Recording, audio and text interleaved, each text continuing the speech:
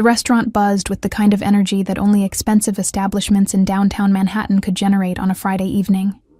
Crystal chandeliers cast a warm glow over tables draped in ivory linens, and the soft murmur of conversations blended with the delicate clink of silverware against fine china. At a corner table near the window, 28-year-old Melissa Crawford sat alone, her fingers wrapped around the stem of a wine glass she hadn't yet sipped from. She had reserved this table 3 weeks ago, back when the reservation was meant for 2, back when she believed that David, her boyfriend of 4 years, would actually show up to celebrate their anniversary. The text message still burned in her mind. "I can't do this anymore. I'm sorry." No phone call, no explanation, just those 8 words that had shattered everything she thought she knew about her life. Melissa had considered canceling the reservation, but something stubborn inside her refused to let David's betrayal steal this moment entirely. She had dressed in her favorite navy dress, the one with the delicate lace sleeves that made her feel elegant and confident. She had styled her auburn hair in loose waves that fell past her shoulders. She had even put on the pearl earrings her grandmother had given her. If she was going to fall apart, she decided, at least she would do it while looking put together. The waiter approached with practiced politeness, his expression carefully neutral as he refilled her water glass. Melissa could feel the pitying glances from nearby tables, the whispered speculations about the woman dining alone in a restaurant designed for romance and celebration. She forced herself to maintain her composure, studying the menu as if the words actually registered in her mind. "Excuse me, dear." The voice was warm and feminine, with a slight tremor that suggested advanced age. Melissa looked up to find an elegant woman standing beside her table. She appeared to be in her late 60s, with silver hair swept into an intricate updo and wearing a stunning emerald gown that probably cost more than Melissa's monthly rent. Diamonds glittered at her throat and wrists, but it was her eyes that caught Melissa's attention. Dark, intelligent, and currently filled with something that looked like desperation. "I'm terribly sorry to interrupt your dinner," the woman continued, her voice dropping to an urgent whisper as she leaned closer, "but I need your help with something rather unusual." She glanced over her shoulder toward a table across the restaurant, where 2 men sat engaged in animated conversation. "Do you see that man in the gray suit? The younger one?" Melissa followed her gaze. The man in question appeared to be in his mid-30s, with dark hair and sharp features that were striking even from a distance. He sat with perfect posture, the kind that suggested either military training or years of being told to straighten his spine. His companion was older, balding, with the self-satisfied expression of someone accustomed to being the most important person in any room. "Yes," Melissa said cautiously, unsure where this bizarre interaction was heading. The woman's fingers tightened on the back of the empty chair across from Melissa. "That's my son, Christopher Bennett.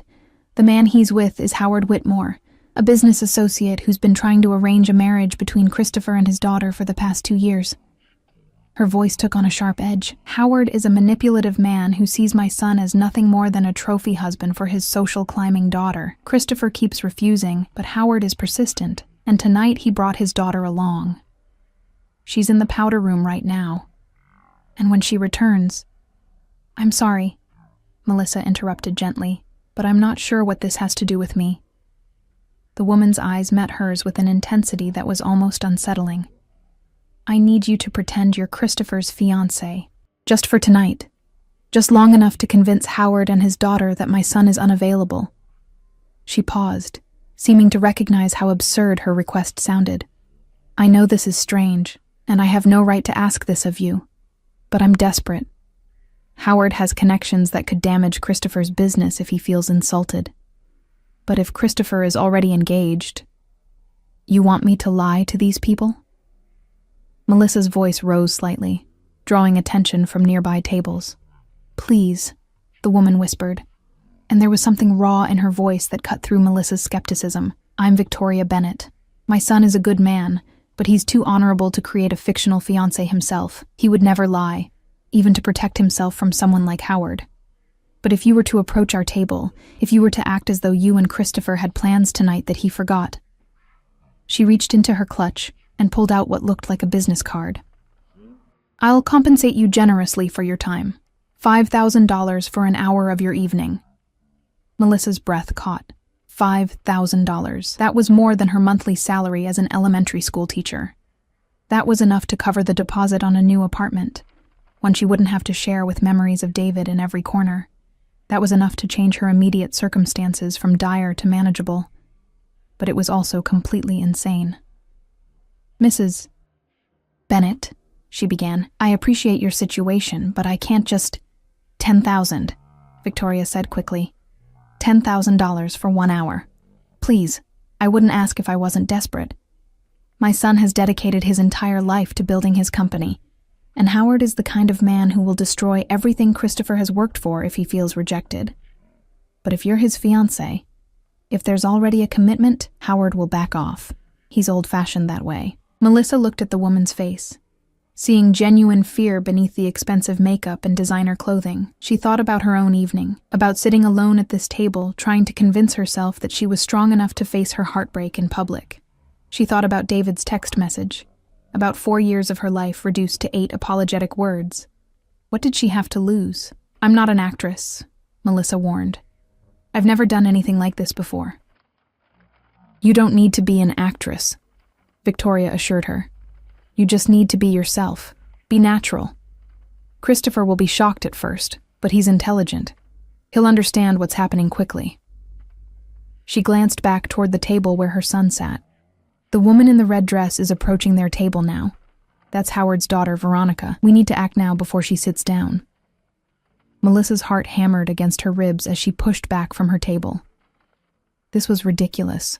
This was potentially disastrous. This was the most impulsive thing she had ever considered doing in her carefully planned, predictably safe life. "What's my name supposed to be?" she asked, surprising herself with the question. Victoria's face flooded with relief. "Just use your real name. The best lies are built on truth." She placed a hand on Melissa's arm, her grip surprisingly strong. "Thank you. You have no idea what this means to me." As they crossed the restaurant together, Melissa noticed details she hadn't seen from her table. Christopher Bennett wasn't just handsome, he was striking in a way that made her suddenly self-conscious about her appearance. His dark eyes were focused on Howard Whitmore, with the kind of polite attention that barely masked boredom. The woman in red, presumably Veronica, had just reached their table, her smile predatory and confident. "Christopher, darling," Victoria's voice rang out with perfect theatrical timing. "I'm so glad we found you. Melissa was worried you'd forgotten about your dinner plans." Christopher's head snapped up, his expression shifting from confusion to shock as his eyes landed on Melissa. For one terrifying moment, she thought he might expose the charade immediately, but then something flickered in his gaze. Understanding, perhaps, or resignation, and his features smoothed into a polite smile. "Melissa," he said, and even his voice was impressive, deep and controlled. "I apologize. The meeting ran longer than expected." Howard Whitmore's eyes narrowed as he looked between Christopher and Melissa. Veronica's smile had frozen on her face, her confidence visibly cracking. Melissa took a breath and stepped forward, praying she could pull this off. "It's all right," she said, amazed at how steady her voice sounded. "I know how important your work is." And just like that, she stepped into a lie that would change everything. Christopher Bennett rose from his chair with the fluid grace of someone accustomed to commanding attention in boardrooms and social gatherings. Up close, he was even more imposing than Melissa had anticipated. Easily 6 feet tall, with broad shoulders that filled out his tailored suit perfectly, but it was his eyes that caught her off guard. Dark brown, almost black, and currently studying her with an intensity that made her feel as though he could see straight through the fabrication his mother had orchestrated. "Gentlemen, Veronica," he said smoothly, his hand settling on the small of Melissa's back with surprising familiarity. The touch sent an unexpected jolt through her, and she had to remind herself that this was all an act. "I am afraid I'll have to cut our meeting short. As my mother mentioned, I have prior commitments this evening." Howard Whitmore's expression had transformed from jovial to calculating in mere seconds. He was a large man, not fat, but substantial, with a kind of presence that suggested he was used to getting his way through sheer force of personality. "Christopher, you never mentioned you were engaged." His tone carried a note of accusation, as though Christopher had personally betrayed him by having a life outside their business dealings. "It's a recent development," Victoria interjected. Before Christopher could respond, she moved to stand beside Melissa, creating a united front that felt oddly protective. "We've been keeping it quiet, out of respect for Melissa's privacy. She's not accustomed to the kind of attention that comes with the Bennett name." Veronica Whitmore had recovered some of her composure, though her smile remained brittle. She was beautiful in a calculated way. Platinum blonde hair that fell in perfect waves, makeup applied with precision, a red dress that clung to every curve. Everything about her screamed money and maintenance. "How lovely," she said, her voice dripping with false sweetness. "And where did you two meet?" "I'm always fascinated by modern romance stories." Melissa felt panic flutter in her chest. They hadn't discussed any details, hadn't created any backstory. She opened her mouth, uncertain what would come out, but Christopher spoke first. "At a charity gala 6 months ago," he said, and the lie rolled off his tongue so smoothly that Melissa almost believed it herself. Melissa was there with the educational foundation she works with. "We spent the entire evening talking, and I knew by the end of the night that I'd met someone extraordinary." The words were pretty, practiced, exactly what people in their supposed position would say. But there was something in the way he looked at her as he spoke that made Melissa's breath catch. For just a moment, she could almost believe that Christopher Bennett actually remembered meeting her, actually thought she was extraordinary. "An elementary school teacher," Victoria added, and Melissa realized with a start that she must have mentioned her profession during their hurried conversation. "She works with underprivileged children in Brooklyn. It's wonderful to see Christopher with someone who has such a generous heart." "How quaint," Veronica said, and the word landed like a small insult. "I'm sure that must be quite the adjustment for you, Melissa, being involved with someone of Christopher's stature." Before Melissa could formulate a response that wouldn't reveal her growing irritation, Christopher's hand tightened almost imperceptibly against her back. "Actually, Melissa's work is far more important than anything I do. Teaching shapes the future in ways that corporate mergers never could." He turned to Howard, his tone shifting to something more businesslike. "I'll have my assistant send over the revised contracts on Monday. We can finalize the details then." It was a dismissal, polite, but firm. Howard's jaw tightened, but he was too experienced a businessman to make a scene in such a public setting. "Of course, we'll speak Monday." He stood, buttoning his suit jacket with precise movements. "It was a pleasure to meet you, Melissa. I'm sure we'll be seeing more of each other." The thread in those words was subtle, but unmistakable. Veronica followed her father with a final, assessing look at Melissa that promised this wasn't over. Once they were out of earshot, Victoria exhaled shakily and sank into one of the vacated chairs. "Thank God. I was terrified Howard would make a scene." She looked up at Melissa with genuine gratitude. "You were perfect, my dear. Absolutely perfect." Christopher, however, was still standing, his hand now fallen away from Melissa's back. She felt the absence of his touch more than she expected. "Mother," he said quietly, "what exactly have you done? I've saved you from making a terrible mistake." Victoria replied, her voice gaining strength. "Howard has been circling for months, and you're too polite to tell him directly that you're not interested in his daughter. He's the kind of man who needs a concrete reason to back off, not just a gentle refusal." "So you hired someone to pretend to be my fiancé?" Christopher's tone was controlled, but Melissa could hear the frustration beneath it. He turned to her, and she saw the apology forming in his eyes. "I'm sorry you were dragged into this. My mother is remarkably resourceful when she sets her mind to something." "Resourceful is one word for it," Melissa said, finding her voice. The adrenaline that had carried her through the confrontation was beginning to fade, replaced by a dawning realization of what she'd just agreed to, though I'm not sure what the legal term is for conspiracy to deceive business associates. To her surprise, Christopher's lips quirked into what might have been the beginning of a smile. "Technically, we're not engaged in fraud. We simply allowed them to draw their own conclusions based on circumstantial evidence." "That's a very lawyerly way of saying we lied," Melissa pointed out. "I never claimed to be anything other than what I am," he countered. "A man having dinner with his mother and a woman named Melissa." Despite everything, Melissa felt herself warming to him. There was something refreshing about his dry humor, so different from David's constant need for validation and attention. Your mother offered me $10,000 for an hour of my time, she said, deciding that honesty was the best policy at this point. I probably should have refused, but I'm going through a rather spectacular life implosion at the moment, and the money would be incredibly helpful. Victoria pulled out her phone. I'll transfer it immediately. You've more than earned it. She paused, her expression growing thoughtful. Although I suspect we may have a problem. Just one? Christopher asked dryly. Howard is suspicious by nature. He's going to investigate Melissa's background when he discovers that she's not actually engaged to you, that there are no society announcements, no ring, no history of you two being seen together. Victoria shook her head. He'll know this was a setup, and that will make him even more determined to force a connection between you and Veronica. Melissa's stomach sank. So you're saying that this 1-hour performance isn't going to be enough? I'm saying, Victoria replied carefully, that we may need to extend the arrangement. At least for a few weeks, until Howard loses interest and moves on to another target for his daughter. Absolutely not, Christopher said immediately. I'm not going to ask Ms. Crawford to continue this charade. It's not fair to her, and it's not necessary. I'll handle Howard directly. You've been trying to handle Howard directly for 2 years, Victoria pointed out. He doesn't respond to polite refusals.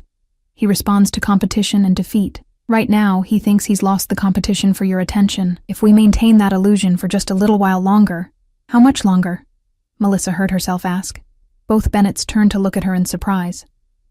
She wasn't sure why she was even considering this, except that $10,000 had sounded good, and if Victoria was offering more money for more time, Melissa's practical side was sitting up and paying attention. And how much?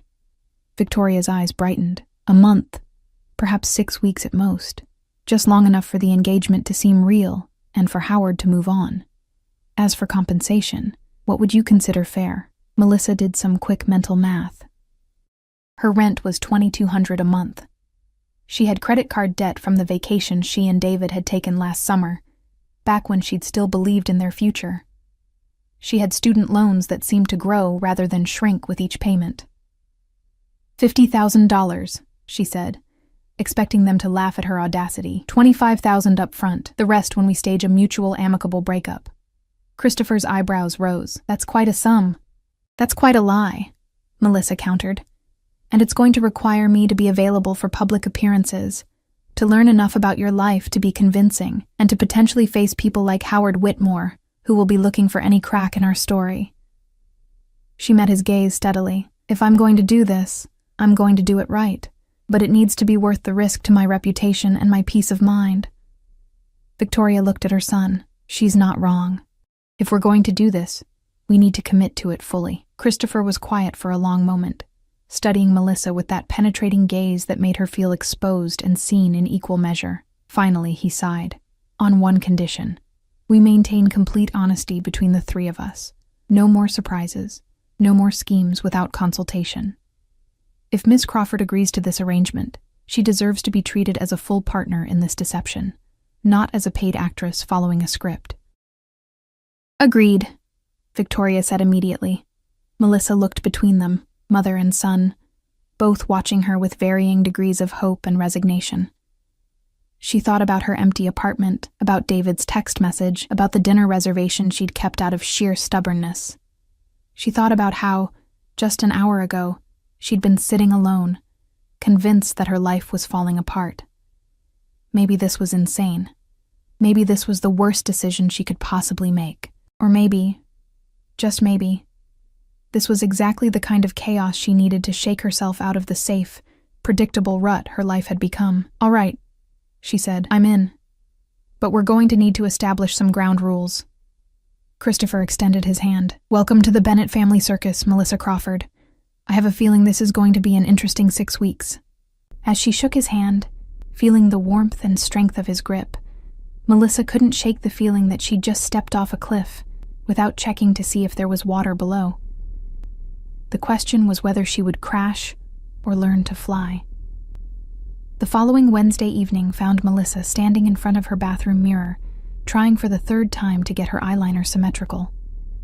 Her hands were shaking slightly, which wasn't helping matters. In less than an hour, she would be attending a formal dinner at the Bennett family estate in Greenwich, Connecticut. Her first official appearance as Christopher's fiancé. The past 5 days had been a whirlwind of preparation that left her head spinning. Victoria had insisted on a complete wardrobe overhaul, claiming that Melissa's current closet, while perfectly respectable for a schoolteacher, wouldn't withstand the scrutiny of New York's social elite. They'd spent an entire day shopping at boutiques, where the sales associates knew Victoria by name and brought out champagne without being asked. Melissa had tried to refuse, uncomfortable with accepting so much. But Victoria had been adamant. "You're doing us an enormous favor," she'd said firmly. "The least I can do is ensure you're properly equipped for the role." Christopher had been more practical in his approach. He'd arranged for them to meet twice over coffee, ostensibly romantic dates for any observers, but actually opportunities to build a convincing backstory. Melissa had learned that he was 34, had graduated from Princeton with a degree in economics, and had built his investment firm from the ground up over the past 8 years. He ran marathons, disliked oysters, and had a dry sense of humor that caught her off guard more than once. In turn, she'd told him about her childhood in small-town Pennsylvania, her decision to become a teacher despite her parents' hopes that she'd pursue something more lucrative, and her recent breakup with David. She'd surprised herself by how much she shared, though she'd kept the details vague. Christopher had listened with genuine interest, asking thoughtful questions that made her feel truly heard in a way David never had. "You really love teaching," he'd observed during their second meeting. "I can hear it in your voice when you talk about your students. It's the only thing I've ever wanted to do," she'd admitted. "Even when it's exhausting and frustrating and I'm grading papers until midnight, I can't imagine doing anything else." He'd looked at her with something like respect. That kind of certainty is rare. Most people spend their lives not knowing what they're passionate about. Now, as Melissa finally achieved acceptable eyeliner and reached for her lipstick, her phone buzzed with a text message. Christopher's name appeared on the screen. "Driver will be there in 20 minutes. Mother wanted me to warn you that Aunt Patricia will be at dinner. She's formidable. Don't let her intimidate you." Melissa smiled despite her nerves. Over the past few days, she and Christopher had fallen into an easy texting rhythm. He was surprisingly funny in writing, with a self-deprecating wit that made her laugh out loud more than once during her lunch breaks at school. She replied, "More formidable than pretending to be engaged to someone I met less than a week ago?" His response came quickly. "Fair point. You're handling this with remarkable grace, by the way. Most people would have run screaming by now." "The day isn't over yet," she typed back, then added, "Should I be worried about Aunt Patricia? Only moderately. She's my father's sister. Very traditional, very opinionated, and she has an uncanny ability to detect dishonesty. But she's also been trying to set me up with unsuitable women for years, so she'll probably just be relieved I've finally settled down." Melissa's stomach clenched. She'd been so focused on convincing Howard Whitmore and his daughter that she hadn't fully considered the implications of deceiving Christopher's entire family. "Christopher, are you sure about this? Lying to business associates is one thing, but your family is already aware of the arrangement." Mother told Aunt Patricia the truth. She thought it was hilarious. The relief that flooded through Melissa was enormous. "So I don't have to fool her?" "Oh, you absolutely do. She's going to test you mercilessly, but purely for her own entertainment. Think of it as a performance review with someone who's rooting for you to succeed." 25 minutes later, Melissa slid into the back of a sleek black car that was nicer than any vehicle she'd ever been in. The driver was professional and silent, navigating through Manhattan traffic with practiced ease. As the city gave way to suburbs and eventually to the manicured landscapes of Greenwich, Melissa felt her anxiety ratchet up another notch. The Bennett estate was exactly as imposing as she'd feared. The car turned through iron gates and up a long, tree-lined driveway that ended in a circular courtyard in front of a Georgian-style mansion that looked like it belonged in a period drama. Warm light spilled from tall windows, and Melissa could see silhouettes moving inside. Christopher was waiting at the front door, having apparently watched for her arrival. He'd traded his business suit for dark slacks and a crisp white shirt with the sleeves rolled to his elbows. A casual elegance that somehow made him even more attractive. As Melissa stepped out of the car, his expression shifted to something she couldn't quite read. "You look beautiful," he said, and the words sounded genuine rather than performative. Melissa smoothed down the deep green dress Victoria had insisted she buy, silk, subtly elegant, and far more expensive than anything she'd owned before. "Thank you. You clean up pretty well yourself." He offered his arm, and she took it, grateful for the solid presence beside her as they walked through the entrance hall.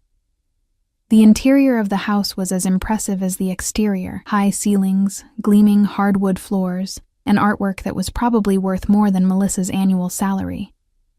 "Nervous?" Christopher asked quietly. "Terrified," she admitted.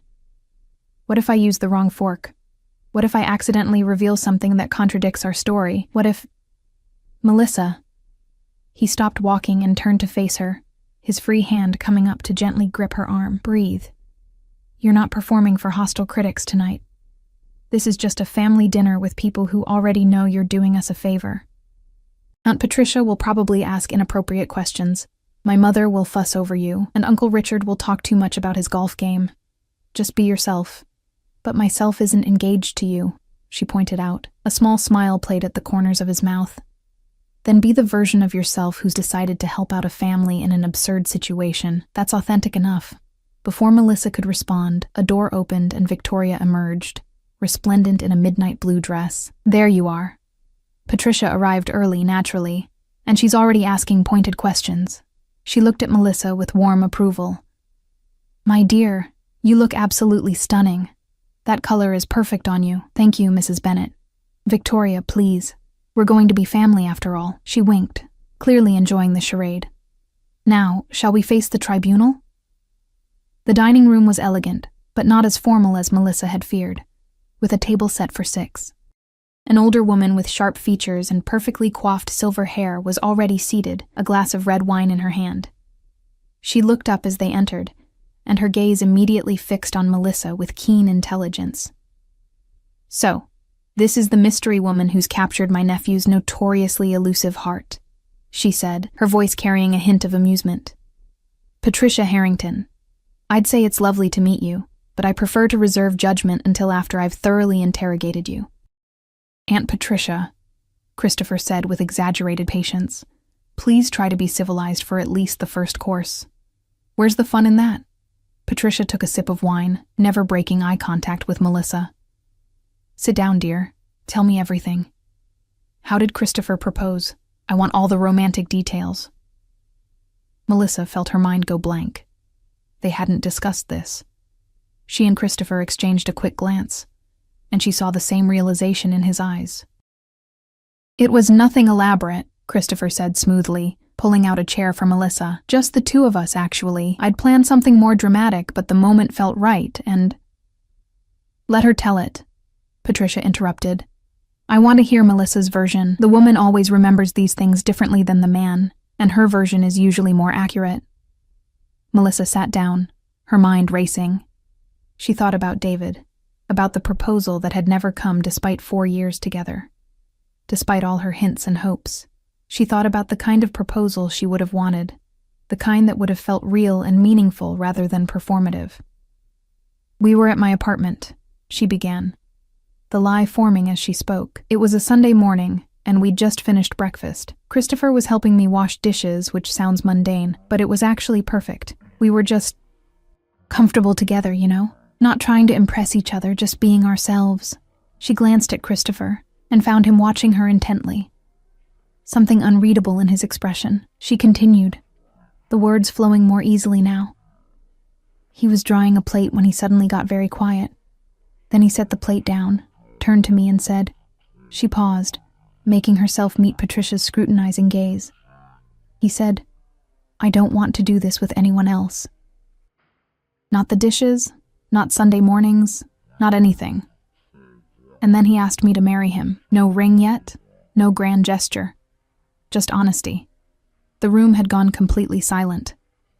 Victoria's eyes were suspiciously bright, and even Patricia looked touched. Christopher's hand found Melissa's under the table, squeezing gently. Whether it was gratitude or something else, she couldn't tell. "Well," Patricia said finally, clearing her throat. "That's either the most genuine proposal story I've ever heard, or you're a remarkably talented liar. I can't decide which." "Why not both?" Melissa heard herself say, and Patricia's laugh was unexpected and delighted. "Oh, I like her," she declared, raising her glass. "She's got spine. Christopher, you'd better not let this one get away." Dinner proceeded with surprising ease after that. Patricia's interrogation continued, but grew less pointed, more genuinely interested. Victoria kept the conversation flowing smoothly, and Christopher's Uncle Richard did indeed talk extensively about golf. Melissa found herself relaxing, even enjoying the evening. It was during dessert that everything changed. A younger man burst into the dining room, his expensive suit rumpled and his face flushed. He looked enough like Christopher to be a relative, though his features were softer, less defined. "Sorry I'm late," he said breathlessly. Traffic was a nightmare. His eyes landed on Melissa, and confusion flickered across his face. "Who's this?" Victoria's expression tightened almost imperceptibly. "Daniel, you weren't supposed to be here tonight. Change of plans," Daniel said, dropping into an empty chair. "And you still haven't introduced me to Christopher's dinner guest." "This is Melissa Crawford," Christopher said, his voice carefully neutral. "My fiancé. Melissa, this is my brother, Daniel." Daniel's eyes widened, then narrowed. He looked between Christopher and Melissa, then at Victoria, and something calculating entered his expression. "Fiancé? That's interesting. Congratulations." The word dripped with sarcasm. "Funny, I didn't see any engagement announcement. No ring either, I notice." "We're keeping it quiet for now," Christopher said, but there was a warning in his tone. "Right. Quiet." Daniel leaned back in his chair, a humorless smile playing on his lips. "You know what I think? I think this whole thing is a sham. Mother's been trying to get you married off for years, and suddenly you have a mystery fiancé no one's ever met. It's too convenient." The temperature in the room seemed to drop 10 degrees. Melissa felt her heart hammering against her ribs. This was it. The moment everything fell apart, but then Christopher stood, his movement controlled, but unmistakably threatening. "Daniel, I need to speak with you. Privately, now." The two men left the room, and Melissa could hear the murmur of heated voices from the hallway. Victoria reached across the table to pat her hand. "Don't worry, dear. Daniel has always been jealous of Christopher's success. This isn't about you." But Melissa knew better. Daniel suspected the truth, and from the way Victoria's smile didn't reach her eyes, she knew it too. When Christopher returned 15 minutes later, his jaw was tight and his eyes hard. "I apologize for my brother's behavior. He won't be bothering us again tonight." But as Melissa met his gaze, she saw something there that made her stomach sink. Daniel knew their secret, and the question was, what was he planning to do with that information? The confrontation with Daniel had cast a shadow over what remained of the evening, but Melissa had managed to maintain her composure through coffee and polite goodbyes. Christopher had insisted on driving her home himself, dismissing the hired car with a quiet word to the driver. Now they sat in his Mercedes, the engine idling outside her modest Brooklyn apartment building, the silence between them heavy with unspoken concerns. "I'm sorry about Daniel," Christopher said finally, his hand still gripping the steering wheel though the car was in park. "He's always resented that our father left the company to me. He thinks he was passed over unfairly." "Was he?" Melissa asked quietly. Christopher's laugh was bitter. "My father spent 20 years trying to teach Daniel the business. Daniel spent those same 20 years partying, making poor investments with family money, and generally proving he couldn't be trusted with anything more significant than choosing wine for family dinners." He turned to face her, and in the dim light from the street lamp, his expression was weary. "But that doesn't make him any less dangerous. If he decides to expose our arrangement to Howard Whitmore, why would he do that? Because hurting me is more important to Daniel than protecting the family reputation." Christopher ran a hand through his hair, disrupting its perfect styling. "I should never have agreed to this plan. It was unfair to drag you into our family dysfunction." Melissa unbuckled her seatbelt and shifted to face him fully. "Christopher, I went into this with my eyes open." "Well, mostly open," she amended with a small smile. "I knew there were risks. A bitter brother is just one more complication. You're remarkably calm about this." "Trust me, I'm panicking internally," she admitted, "but I've learned something over the past week. Sometimes the things that seem like disasters end up being exactly what we needed." She thought about David's text message. about how devastated she'd been just days ago. Already, that pain felt distant, replaced by something more interesting and alive. Christopher studied her for a long moment. "You're nothing like I expected when my mother first approached you. What did you expect? Someone doing it purely for the money. Someone who would treat this like a business transaction and nothing more." His voice softened. "But you've been genuinely kind to my mother. You made Patricia laugh, which is no small feat. And that story about the proposal..." He paused, seeming to struggle with his words. "It was the kind of proposal I would want to give someone, if I ever actually got engaged. Simple, honest, real." Melissa's heart did something complicated in her chest. "It was the kind of proposal I would want to receive," she said quietly. David never understood that grand gestures aren't the same as genuine feeling.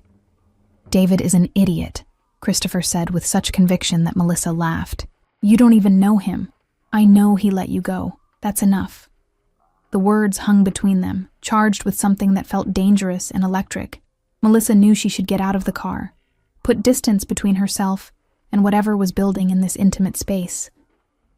Instead, she heard herself asking, "What are we going to do about Daniel?" Christopher's expression hardened with determination. "I'm going to handle my brother. You don't need to worry about him." But worry wasn't quite what Melissa was feeling as she finally said goodnight and climbed the stairs to her apartment. It was something more complicated, anticipation mixed with trepidation, like standing at the edge of something vast and unknown. The next 2 weeks passed in a blur of carefully orchestrated public appearances.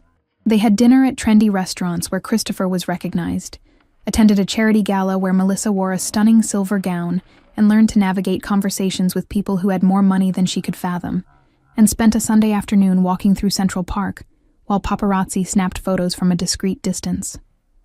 Through it all, something subtle was shifting between them, the casual touches required for their charade. Christopher's hand at the small of her back, his fingers lacing through hers, the way he would lean close to whisper something in her ear, began to feel less like performance and more like something natural. Melissa caught herself looking forward to their dates, found herself genuinely laughing at his jokes, discovered that she was sharing real thoughts and feelings rather than maintaining a careful facade. Her students had noticed the change in her. "Ms. Crawford, you seem really happy lately," one of her fourth graders had observed during recess. "Did something good happen?" "Just life being surprising," Melissa had answered, which felt more honest than any lie she'd told in the past weeks. It was during their 3rd week of fake engagement that Daniel made his move. Melissa was at school, helping a struggling student with long division, when her phone buzzed with an urgent text from Victoria. "Daniel went to Howard Whitmore, meeting at the house tonight, 7 p.m. I'm so sorry." Her hands went cold. This was it.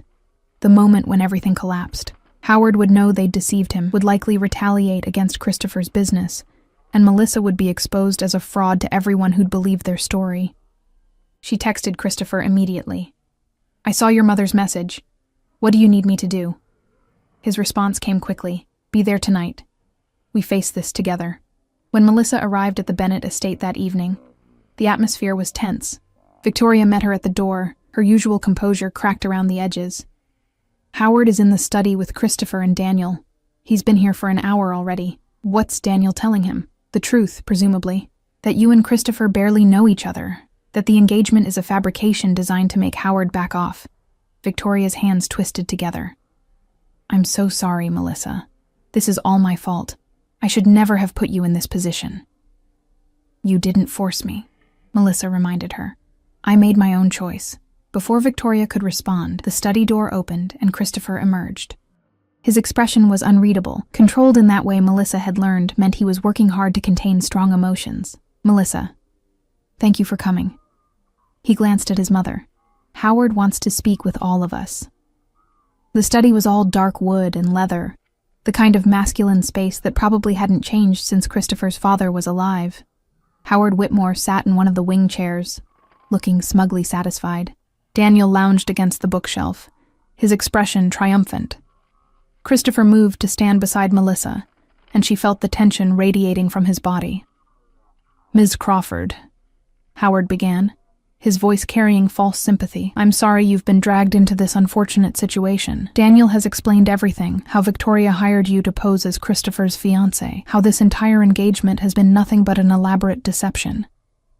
Melissa felt her face flush, but she kept her voice steady. "Mr. Whitmore, please let me finish."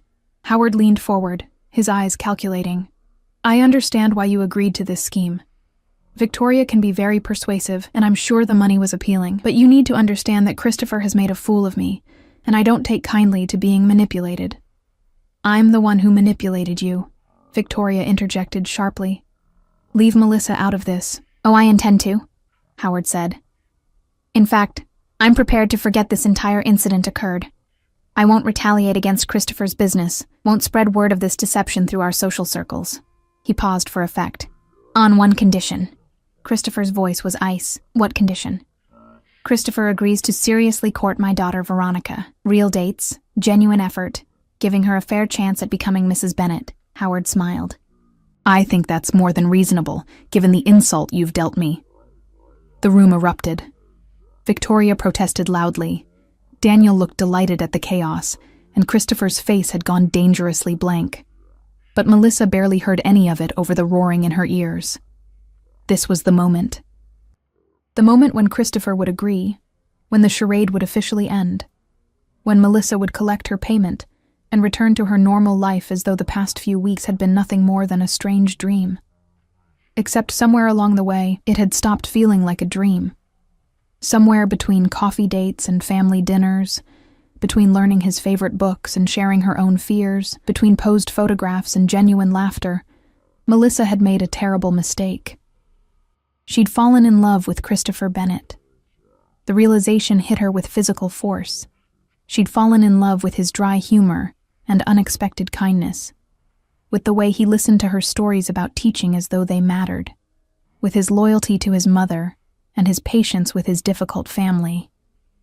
She'd fallen in love with the man behind the CEO image, the person who washed dishes on Sunday mornings, and would propose without fanfare because the moment felt right.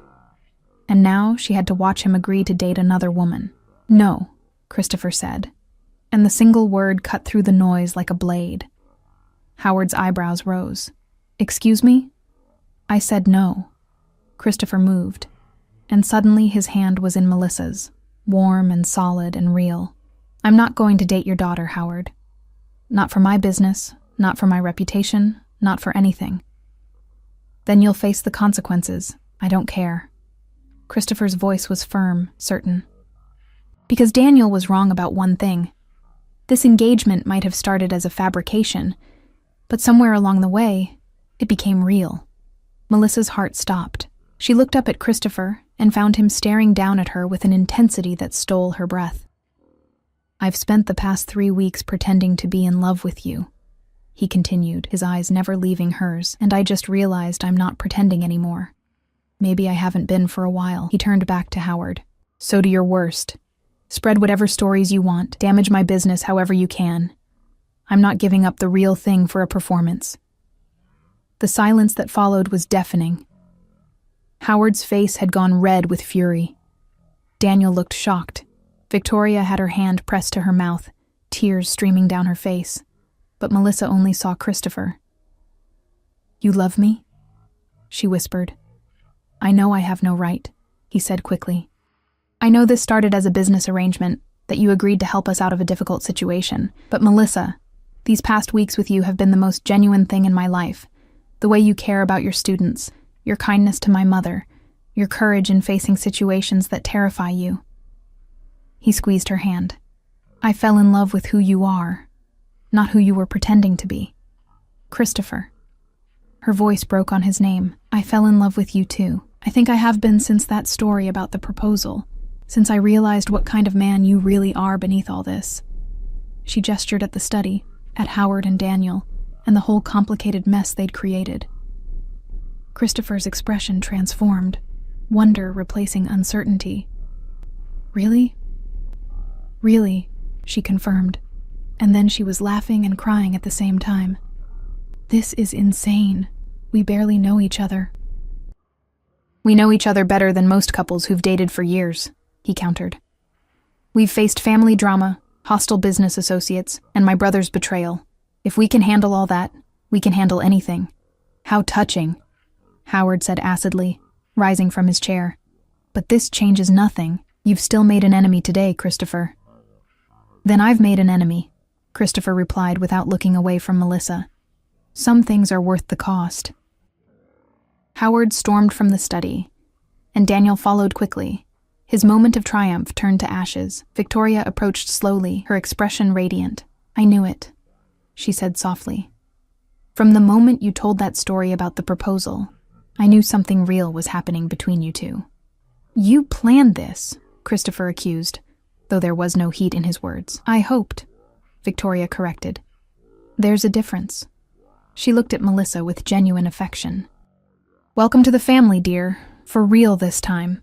3 months later, Melissa stood in Christopher's apartment, their apartment now, since she'd moved in 2 weeks ago, washing dishes after Sunday breakfast. Christopher appeared behind her, wrapping his arms around her waist and pressing a kiss to her neck. I have something for you, he murmured. She turned in his arms to find him holding a small velvet box. Her heart skipped. Christopher, I know we've already done this backward, he said, opening the box to reveal a stunning diamond ring. Started with the fake engagement, fell in love in the middle, and now we're living together. But I want to do this part right. He took her hand, and she saw that his was trembling slightly. Melissa Crawford, will you actually marry me? Not as a business arrangement or a favor to my family, but because you love me and I love you, and I don't want to do any of this. The dishes, Sunday mornings, anything. With anyone else?